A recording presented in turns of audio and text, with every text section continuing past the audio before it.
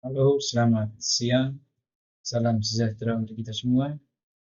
Pada kesempatan ini saya akan menjelaskan ada beberapa hal, yaitu yang pertama, apa itu SPB, mengapa SPBE diterapkan, tujuan SPB diterapkan, dan pada video kali ini saya akan menjelaskan sedikit pandangan saya berkaitan dengan penerapan atau implementasi SPB di Labuan Bajo, Kabupaten Magarai Barat, Polres NTT. Jadi sebelum itu saya akan perkenalkan diri, nama saya Ignatius Kandi dengan NIM 421191047. Video ini saya buat untuk memenuhi ujian akhir semester mata kuliah Sistem Informasi dan Manajemen Governance.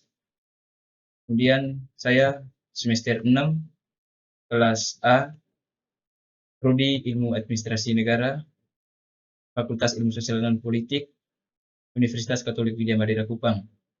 Jadi untuk mempersingkat kata, langsung saja.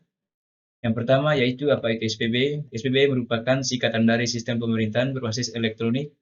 Sistem pemerintahan berbasis elektronik ini adalah penyelenggaraan pemerintahan yang memanfaatkan teknologi informasi dan komunikasi untuk memberikan layanan kepada pengguna SPB. Hal ini seperti yang tertuang pada Peraturan Presiden Nomor 95 Tahun 2018 tentang Sistem Pemerintahan Berbasis Elektronik. Jadi SPB ini ditujukan untuk mewujudkan tata kelola pemerintahan yang bersih, efektif, transparan, dan akuntabel, serta pelayanan publik yang berkualitas dan terpercaya.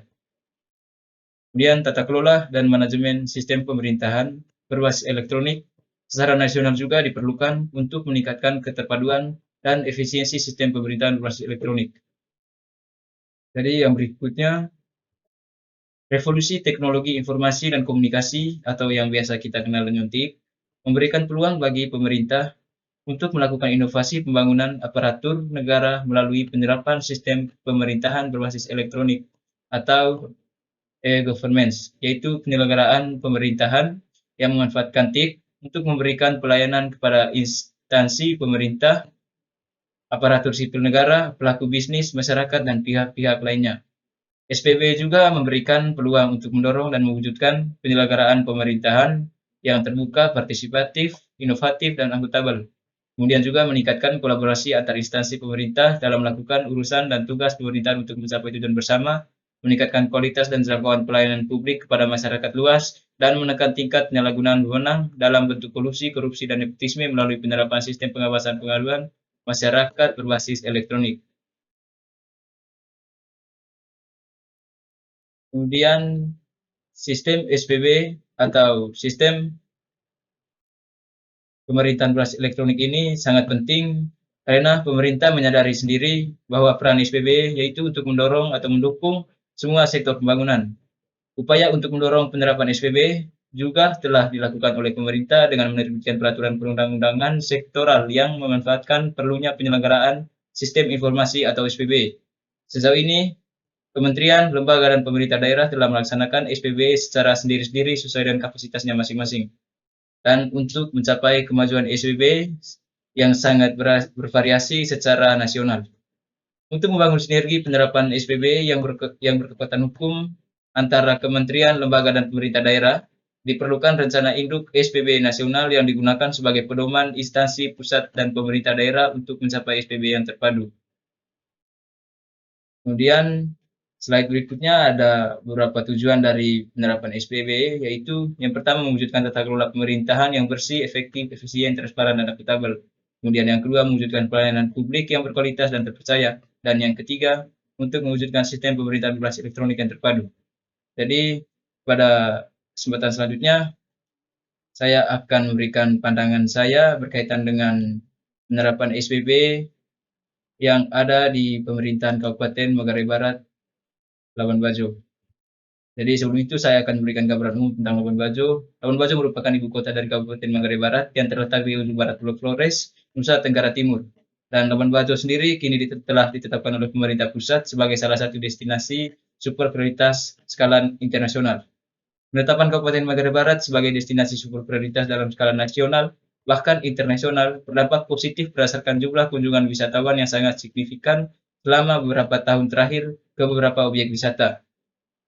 Dalam hal melakukan pengembangan sektor usaha pariwisata, pemerintah Kabupaten Magarai Barat sudah selayaknya membutuhkan terobosan baru yang sesuai dengan perkembangan ilmu pengetahuan.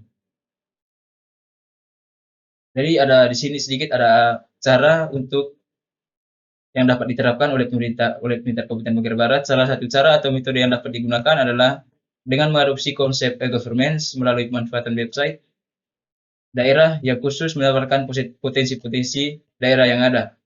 Pemerintah Kabupaten Manggarai Barat dalam hal ini adalah Dinas Komunikasi dan Informasi selaku pengelola website pemerintahan daerah dengan segala macam bentuk sistem penyelenggaraan pemerintah yang mengedepankan kemudahan dalam memberikan pelayanan kepada masyarakat sudah semestinya menerapkan konsep electronic governance. Kemudian dalam atau seiring berjalannya waktu, hal yang kita temui dalam penerapannya masih banyak kendala yang dihadapi oleh pemerintah Kabupaten Manggarai Barat. Masalah-masalah tersebut dapat dipicu atau dipengaruhi oleh yang pertama minimnya infrastruktur jaringan komunikasi, kemudian kualitas sumber daya aparatur pemerintahan yang kurang kompeten dalam mengoperasikan komputer dan sistem jaringan internet, kemudian keterbatasan alokasi dana dalam pengelolaan electronic government hampir di semua instansi atau lembaga pemerintah daerah. Hal tersebut tentu sangat berdampak pada efektivitas pelayanan promosi pariwisata yang kurang memuaskan yang dirasakan oleh masyarakat Manggarai Barat maupun wisatawan mancanegara.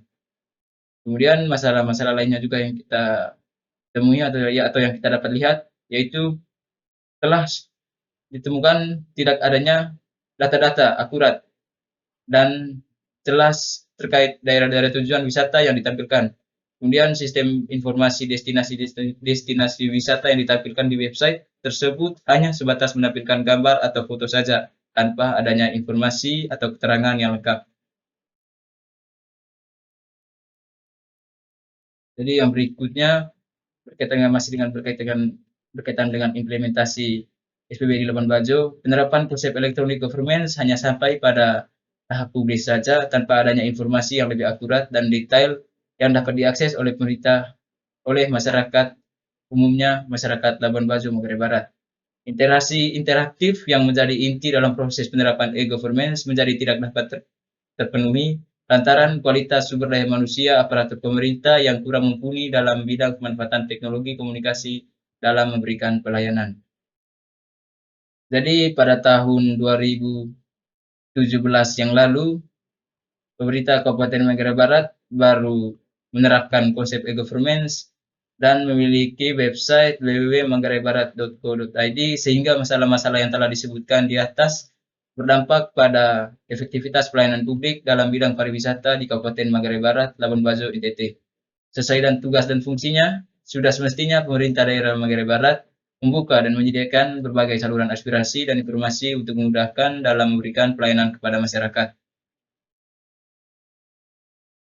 Kemudian salah satu saluran yang dapat atau dianggap paling mudah untuk diakses oleh masyarakat adalah media atau saluran berbasis online melalui internet. Dan di sini keberadaan website dan media berbasis online oleh pemerintah daerah Manggarai Barat merupakan suatu kemajuan dalam pemanfaatan teknologi informasi dan komunikasi dalam kegiatan promosi pariwisata yang ada. Jika kita melihat potensi-potensi wilayah atau potensi-potensi pariwisata yang ada, jadi di sini potensi-potensi yang ada itu seperti Pulau Rinca, Gua Batu Cermin, Pulau Padar, Pink Beach, dan masih banyak tempat-tempat wisata lainnya sudah seharusnya dipromosikan menggunakan konsep e-governance melalui penggunaan atau pemanfaatan website pariwisata dan melalui media online lainnya. Kemudahan dalam mengakses tempat-tempat wisata dengan mengaplikasikan konsep electronic e-governance akan memberikan keuntungan yang sangat besar bagi pemasukan atau pendapatan daerah, khususnya daerah Kabupaten Manggarai Barat. Jadi mungkin hanya itu saja yang bisa dapat saya sampaikan pada kesempatan ini. Selamat siang dan terima kasih.